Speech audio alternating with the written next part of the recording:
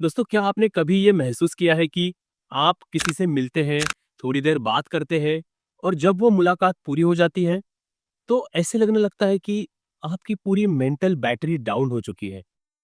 खासकर कुछ रिलेशनशिप्स में ये अक्सर आपको देखने मिल जाता है। मुलाकात के दौरान ना कोई बहस हुई, ना कोई बड़ा ड्रामा हुआ, फिर भी आप खुद को थका-थका, इमोशनली एम्प्टी और मेंटली सुस्त महसूस करना शुरू कर देते हैं। अब इसका उलट भी होता है दोस्तों। कुछ लोग ऐसे होते हैं जिनसे मिलने के बाद आप और ज़्यादा अलाइव, इंस्पायर्ड और एनर्जाइज़ महसूस करने लगते हैं। जैसे कि उनकी बातों में कोई अदृश्य शक्ति हो जो आपको अंदर से पॉजिटिवली चार्ज कर रही हो। तो सवाल उठता है दोस्तों, ऐसा क्यों होता है? क्यों कुछ लोग आपकी ऊर्जा को खींच लेते हैं, जबकि कुछ लोग आप में नई प्रेरणा भरते हैं?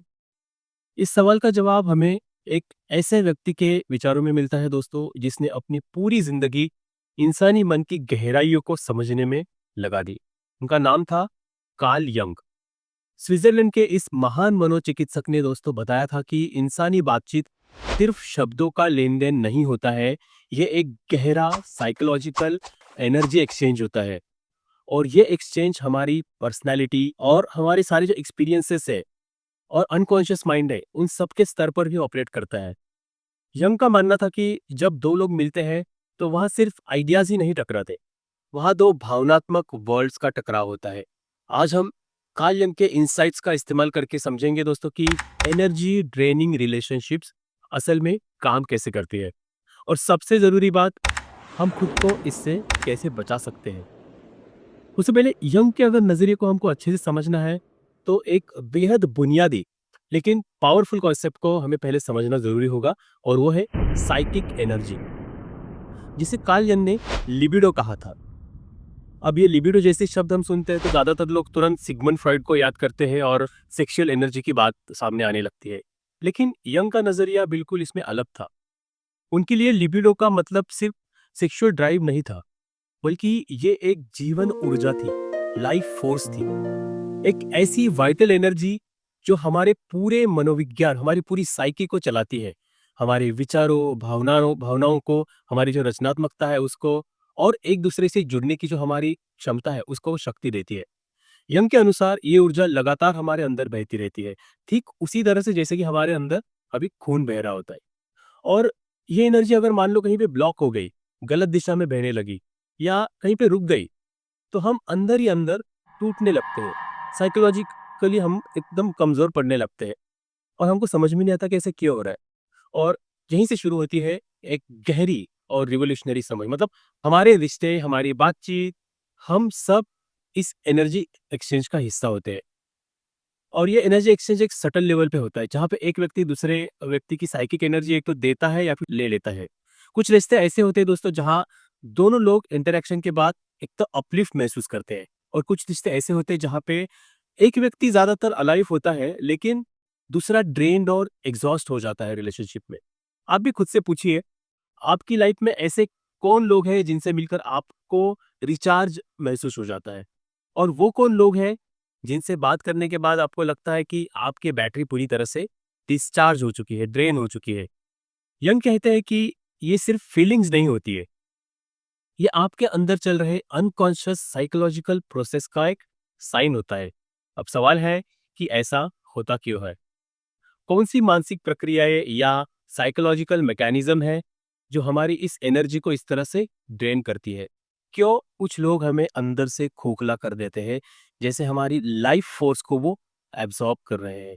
कार्ल यंग ने कुछ ऐसे गहरे साइकोलॉजिकल डायनामिक्स की पहचान की थी दोस्तों, जो बताते हैं कि कुछ इंटरेक्शन हमें अंदर तक थका डालते हैं।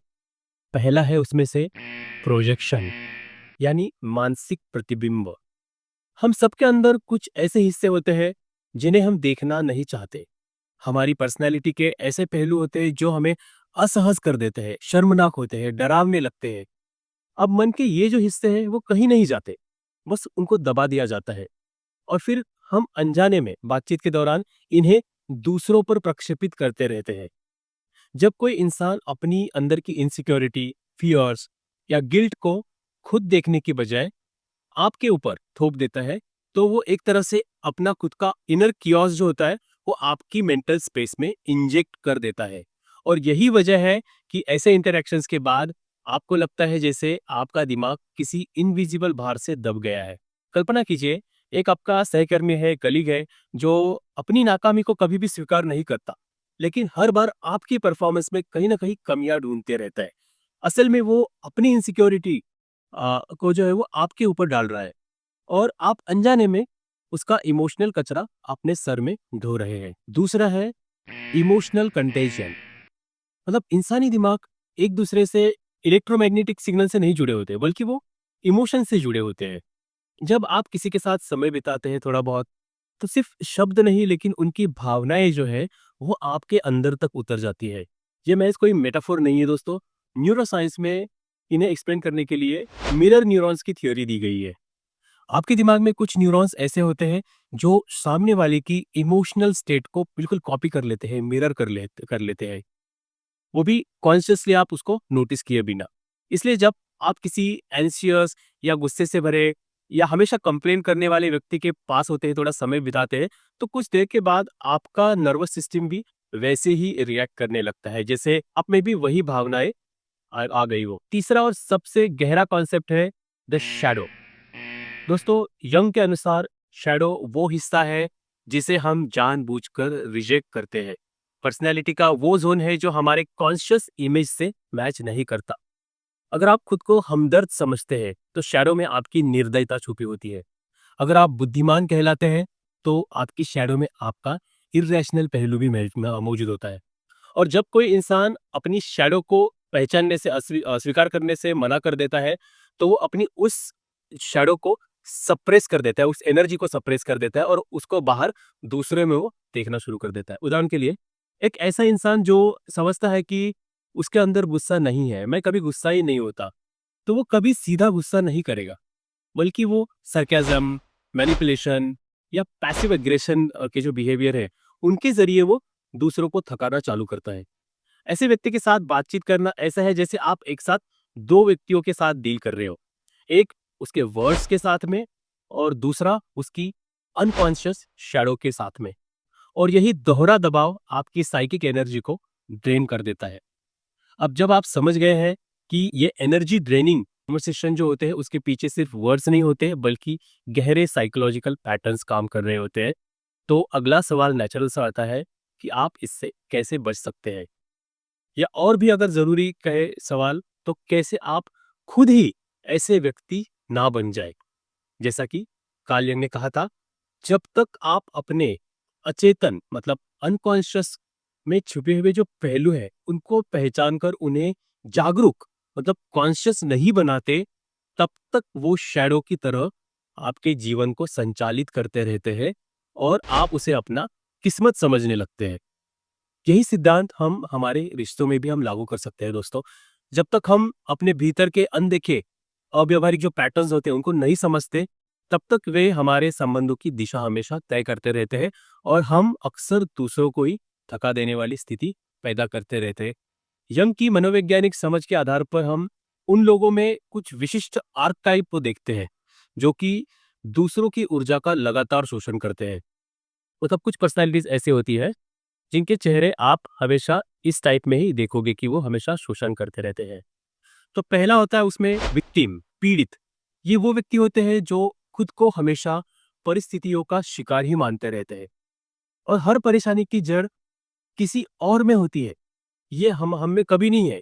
खुद को कभी जिम्मेदार नहीं समझते और समस्याओं की हमेशा चर्चा करते रहते हैं। उसका समाधान उनको बिल्कुल भी नहीं चाहिए होता है। तो ये बदलाव नहीं चाहते हैं, सिर्फ सहानुभूति इनको चाहिए। विक्टिम जो होते हैं उनकी अपनी ऊर्जा, आपकी ऊर्जा इस तरह से वो खींचते हैं कि आप बार-बार उन्हें संभलने के लिए, सहारा देने के लिए, उनको बचाने के लिए चले जाते हैं। जबकि कभी वो खुद को हीलिंग करने की जिम्मेदारी नहीं उठाते। यंग के अनुसार ऐसे लोग अपने भीतर की शक्ति और बदलाव की क्षमता को अस्वीकार कर चुके होते हैं और उसकी अस्वीकार की गई जो शक्ति है वो दूसरों पर वो प्रक्षेपित करते रहते हैं। और यही कारण है कि वे अक्सर उन लोगों से ईर्ष्या करते हैं जिनमें वो दूसरे जो गुण हैं वो होते हैं, क्योंकि इन्होंने खुद ने तो भीतर से उसको नकार दिया है। अब बात करते हैं दूसरी आर्कटाइप पर्सनालिटी की, नार्सिसिस्ट पर्सनालिटी की, जो शायद सबसे ज्यादा पॉपुलर भी है। ऐसे लोग हमेशा ध्यान चाहते हैं, आपसे सराहना चाहते हैं और आपकी भावनात्मक ऊर्जा की वो तलाश में रहते हैं। हर बातचीत का फोकस उनको खुद को बनना होता है। उन्हें प्रशंसा चाहिए, लेकिन बदले में भावनिक प्रशंसा शायद ही कभी किसी को दे वो। तो ऐसे लोग शुरुआत में आकर्षक लग सकते हैं, लेकिन धीरे-धीरे आप इनसे खुद को एक एक तरफ़ा संबंध में पाते हैं, जहाँ केवल आपकी ही ऊर्जा खर्ची हो रही होती है। यंग के विचारों के अनुसार नार्सिसिस्ट अपनी खुद से एक रियल कनेक्शन जो है, रियल रिलेशन है, वो बनाने में असफल रहते हैं और यही वजह है कि उनके खुद के अस्तित्व की पुष्टि के लिए वो दूसरों से केवल एक आईना मांगते रहते हैं और अतिरंजित जो सेल्फ की इमेज है, उसे रिफ्लेक्ट करते हैं वो। इस प्रक्रिया में नार्सिसिस्ट अपने आसपास के लोगों की लगातार मानसिक और भावनात्मक ऊर्जा है, उसको खींचते रहते हैं और हर पल उन्हें बाहर की मान्यता ज़रूरी होती है, प्रशंसा ज़रूरी होती है। अब आते हैं मार्टियर्स को, यानी ये व्यक्ति ऐसे होते हैं जो हमेशा दूसरों की मदद करते हैं, खुद को त्याग देते हैं, लेकिन इसके पीछे छिपा होता है एक गुप्त लेन-देन। वे अपने त्यागों को कर्जे की तरह गिनते हैं और इनके बदले में वो दूसरों से गिल्ट या जिम्मेदारी की भावना इनकी अपेक्षा रखते हैं। उनका कहना हमेशा आपको समझ में आएगा कि देखो मैंने तुम्हारे लिए ये क्या-क्या नहीं किया है। मार्टियार्ड की उपस्थिति आपको थकान पैदा कर देती है क्योंकि वो रिश्ते में आपको ऐसा भावनात्मक कर्जदार बना देते हैं जिससे उबरना बहुत मुश्किल हो जाता है बाद में। जो बाहर से सहानुभूति लगती है लेकिन भीतर से एक तरह का वो नियंत्रण बन जाता है सामने वाले के लिए। तो यम के दृष्टिकोण से मार्टियर जो है वो अपनी इच्छाओं को अस्वीकार कर चुके होते हैं और फिर वही इच्छाएं वो दूसरों पर प्रक्षेपित करते हैं। वो अक्सर उन लोगों से डिसअपॉइंट भी रहते हैं जिनके पास वो स्वतंत्रता या स्वतंत्र इच्छा शक्ति होती है जिसे वो खुद स्वीकार नहीं करे होते हैं। अब बात करते हैं मैनिपुलेटर्स की, यानी भावनात्मक रणनीतिकार। ये व्यक्ति सीधा टकराव नहीं करते, बल्कि गिल्ट, डर या जिम्मेदारी जैसी सूक्ष्म तरीकों से आपको नियंत्रित करने की कोशिश करते हैं। उसे ये बखूबी आता है कि वे खुद के नकारात्मक अनुभवों के लिए वो आपको कैसे जिम्मेदार महसूस कराए। देखो, मैनिपुलेटर के साथ संवाद के बाद व्यक्ति अक्सर भ्रमित होता है और थका हुआ महसूस करता है क्योंकि बातचीत एक स्पष्ट आदान प्रदान नहीं प्रदान करती, बल्कि उनके पीछे छुपी हुई जो इरादे हैं उनकी भूल भुलैया में वो लिखे जाती है। यह मानते थे कि ऐसे व्यक्ति ने अपने भीतर जो असुरक्षितता है या फिर संवेदनशीलता है, इन सबको नकार दिया होता है और अब वो उसको दूसरों के ऊपर थोप देते हैं और उनको कंट्रोल करने की कोशिश करते हैं। और अंत में आते हैं एनर्जी ड्रेनर्स, जिन्हें आधुनिक मनोविज्ञान में कहा जाता है एनर्जी वैम्पायर्स। ये वो लोग होते हैं जो जाने अनजाने में अपने आसपास के लोगों की मानसिक और भावनात्मक ऊर्जा को कंटिन्यूअसली खींचते रहते हैं। वे अक्सर बातचीत का पूरा सेंटर खुद को बना लेते हैं, छोटी-छोटी बातों को बहुत बड़ा बना देते हैं और बार-बार जीवन में कोई न कोई संकट ही पैदा करते रहते हैं। कुछ इतने भ्रमित और फ्रैगमेंटेड मानसिक ऊर्जा के साथ चलते हैं कि उनके आसपास रहना ही अपने आप को एक एग्जॉस्टिंग अनुभव हो जाता है। इन सभी में एक बात समान होती है, देखो, मानसिक असंतुलन और एक तरफा एनर्जी एक्सचेंज। वे रिश्ते में जितना योगदान नहीं देते, उससे कहीं अधिक वो ले जाते हैं और अक्सर उन्हें इसका बोध खुद को नहीं होता। अब ये एक गहरा सवाल है जो यंग निसंदेह पूछते हैं कि आपके जीवन में बार-बार ऐसे ड्रेनिंग लोग क्यों आते हैं? देखो, यंग के सिद्धांत के अनुसार बाहरी दुनिया हमारे आंतरिक मन की परछाई होती है।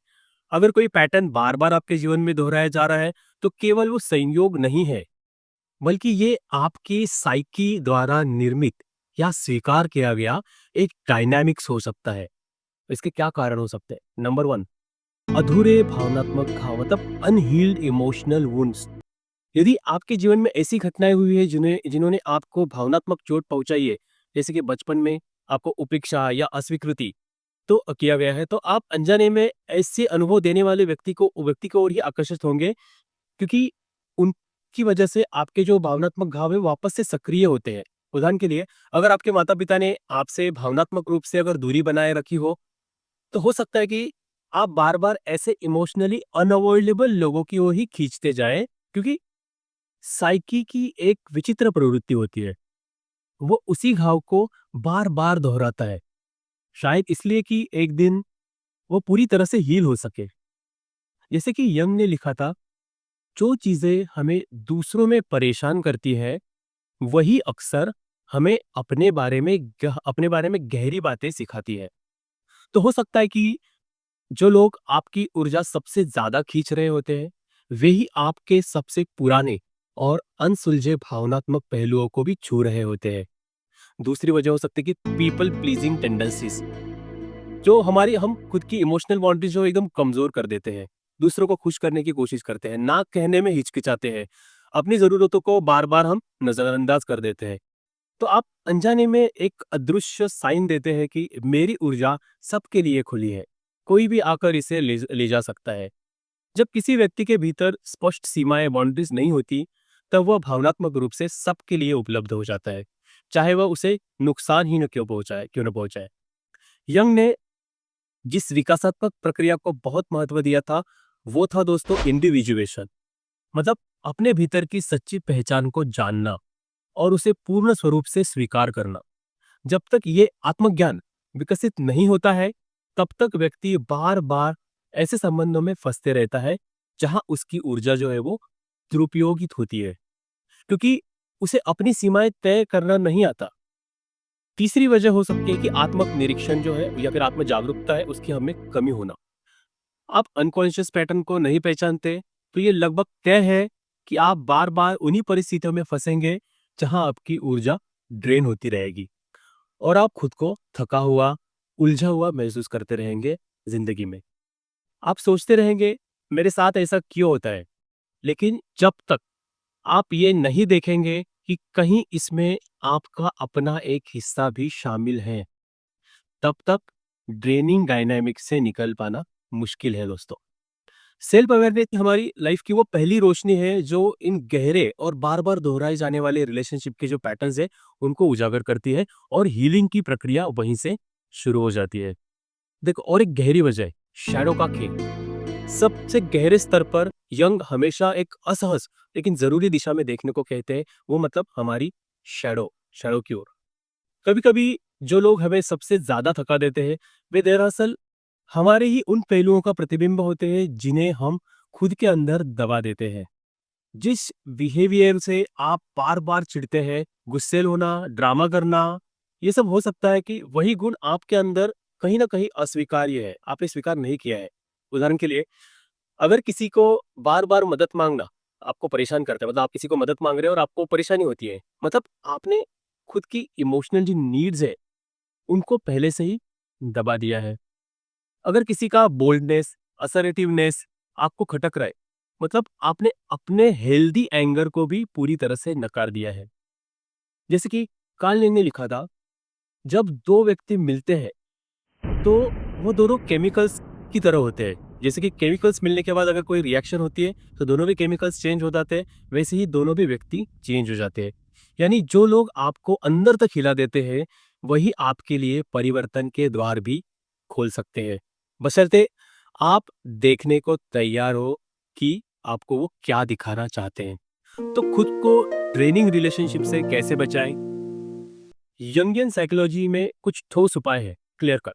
आत्म जागरूकता विकसित करें। हर इंटरैक्शन के बाद एक पॉज लें। क्या मैं एनर्जाइज महसूस कर रहा हूँ या एग्जॉस्टेड महसूस कर रहा हूँ? किन लोगों से मिलकर आपकी ऊर्जा डाउन होती है? क्या कोई पैटर्न है? इन सवालों पर जर्नलिंग करें, लिखें या समझने की कोशिश करें। ध्यान दें, जिन इमोशनल ट्रिगर्स पर बार बार आप रिएक्ट होते हैं, उन्हें नोट कर लें। यंग इन्हें कॉम्प्लेक्सेस कहते हैं, वो अनरिजॉल्व भावनात्मक बिंदु जो हमारी ऊर्जा को साइलेंटली खा जाते हैं। सीमाएं बनाएं, बाउंड्रीज बनाएं, वो भी गिल्ट के बिना। ये साइकोलॉजिकल मैच्योरिटी का एक साइन भी है दोस्तों, कि आप अपने मानसिक और भावनात्मक क्षेत्र की रक्षा कर रहे हो। देखो, नो कहना कोई अपराध नहीं है, ये एक एक्ट ऑफ सेल्फ रिस्पेक्ट भी हो सकता है। सीधे लेकिन सम्मानपूर्वक वाक्य जैसे, अभी मैं ये नहीं कर सकता, मुझे सोचने का समय चाहिए, या ये मेरे लिए ठीक नहीं है, ऐसे करना आपकी ऊर्जा को लीक होने से रोक सकता है। ऊर्जा का कॉन्शियस मैनेजमेंट करें। ध्यान, कोई मूवमेंट्स या क्रिएटिव एक्सप्रेशन, इन सबको कार्ल यंग ने साइकिक ऊर्जा को बैलेंस करने वाली चीजें माना था। उनकी प्रैक्टिस हमेशा हमें अपने शेड्यूल में लाना जरूरी है, क्योंकि उनसे एनर्जी हमारी रिप्लेनिश होती है। दोस्तों, शैडो वर्क करें। जिन क्वालिटीज को आप दूसरों में देखकर इरिटेट होते हैं, इन्हें खुद के अंदर एक्सप्लोर करें। मैं इस पर्सनैलिटी से इतना परेशान क्यों हो जाता हूँ? क्या ये मेरे अंदर भी है? जो शायद सप्रेस्ड है। शैडो वर्क का मतलब है कि अपने भीतर के रिजेक्टेड पार्ट्स को वापस स्वीकारना, एक्सेप्ट करना। इसकी वजह से आप दूसरे लोगों में जब सेम व्यवहार देखते हो तो वो आपको ट्रिगर नहीं करेंगे। और यहीं से शुरू होती है आपकी होलनेस की यात्रा, जिसे यंग ने कहा था इंडिविजुएशन। फाइनली जब आप ड्रेनिंग रिलेशनशिप्स का शिकार होते हैं, तो ये सिर्फ आपके साथ कुछ गलत होने का साइन नहीं है, लेकिन ये आपके अंदर काम कर रही अनकॉन्शियस डायनामिक का परिणाम होता है दोस्तों। प्रोजेक्शन, इमोशनल कंटीजेंस या अनरिजॉल्व कॉम्प्लेक्सेस और शैडो एलिमेंट्स। आज आपने जाना कि एनर्जी ड्रेनिंग लोग कौन से आर्कटाइप के भी हो सकते हैं, जैसे कि विक्टिम, नार्सिसिस्ट, मार्टियर, मैनिपुलेटर। लेकिन उससे ज्यादा महत्वपूर्ण बात यह थी कि हम खुद उन डायनामिक्स को अट्रैक्ट करते हैं। और फिर ये भी हमने जाना कि इससे बाहर निकलने का रास्ता क्या है। सेल्फ अवेयरनेस, बाउंड्रीज सेट करना, एनर्जी सेव करने वाली प्रैक्टिसेस करना और शैडो को इंटीग्रेट करना। यही वो चार स्तंभ है जिन पर हम एक मजबूत जो लाइफ है उसको बना सकते हैं। इनसे हम अब धीरे धीरे ये भी सीखते हैं कि कब कोई व्यक्ति आपकी ऊर्जा का रिस्पेक्ट कर रहा है, कब कोई आपकी ऊर्जा को खींच रहा है, कब आपकी सीमाओं को कोई समझ रहा है और कब कोई अपनी सीमाओं को आपकी बार बार पार कर रहा है। इस क्लैरिटी के साथ आप उन बाउंड्रीज को प्रस्थापित कर पाते हैं जो आपकी इमोशनल और मेंटल एनर्जी को सेव करती है, रक्षा करती है। तो याद रखिए, आपकी ऊर्जा सिर्फ ऐसे ही नहीं है, ये आपके जीवन की दिशा तय करती है। ये आपकी क्लैरिटी, आपकी क्रिएटिविटी, आपकी कनेक्शंस सब कुछ तय करती है। इसे बिना सोचे समझे लुटाना सेल्फ डैमेजिंग है। इसे सचेत रूप से हमें संजोना चाहिए। और जैसे कि यंग ने साइन दिया है कि ये केवल आपका अधिकार नहीं है, बल्कि आपकी जिम्मेदारी है कि आप पूरे सचेत व्यक्ति बने और निरंतर आगे बढ़ते रहे। और आप वही बने जो आप बनने की क्षमता रखते हैं।